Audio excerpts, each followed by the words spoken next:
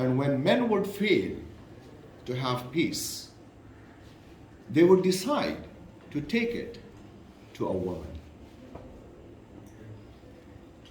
So one or the other, Olga, one or the other parties would bring their elder, the matriarch, on the back of a camel or a horse.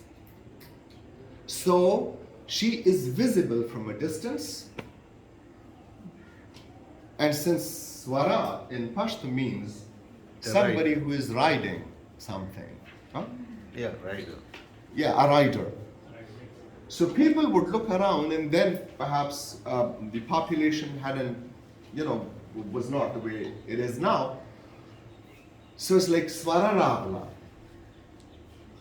The rider is arriving. That would mean no matter who you are, it's a ceasefire. There was not a word uttered. There was nothing that would happen.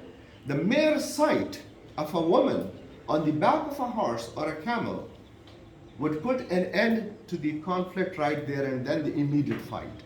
Then she would come to the hujra or wherever the jirga would take place, and she would make a very, very,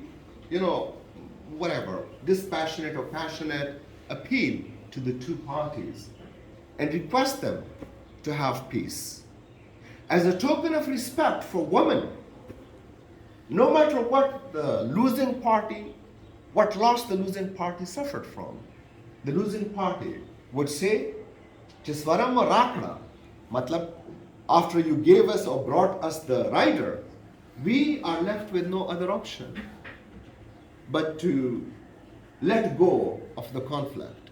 The woman on the horseback and the camel, or the camel, would go back. She was never left here. And as time passed by, I don't know how many of you knew about this Swara. As time went by, with the passage of time, conflicts become more and more complex.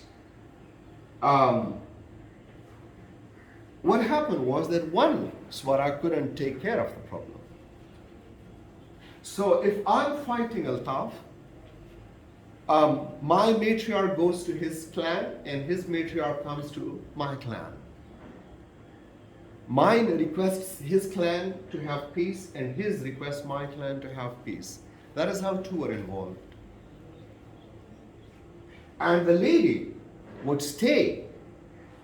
My lady or the matriarch from my side stays at his place, his stays at my place, till such time that the two parties have not had peace. And the longer it took to resolve the conflict, the less honorable you were considered. Because you're a woman.